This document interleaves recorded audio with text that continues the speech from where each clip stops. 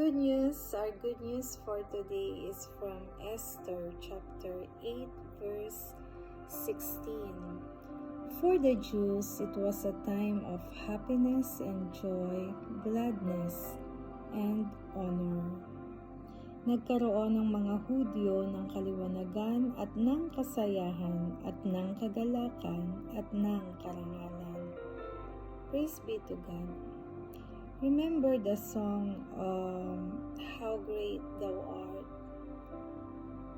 And the lyrics is, and when I think that God, His Son not sparing, sent Him to die, I scarce can take it in, that on the cross, my burden gladly bearing, He bled and died to take away my sin.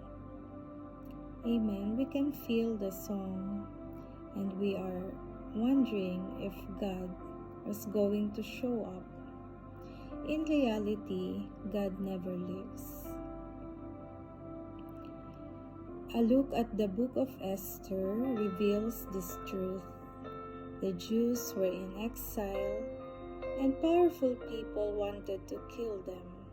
Yet at the darkest moment, a godless king granted the right to the enslaved Israelites to defend themselves against those who sought their demise. A successful defense and a celebration ensued. It should be no surprise when God shows up.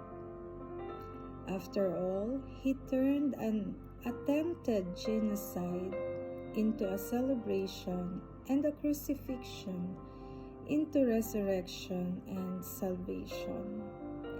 Our surprising God often shows His presence when we least expect Him. Praise be to God. Hallelujah. Amen. Praise the Lord for our good news for today. But now being made free from sin and become servants to God, ye have your fruit unto holiness, and the end everlasting life. For the wages of sin is death, but the gift of God is eternal life through Jesus Christ our Lord. Let's pray.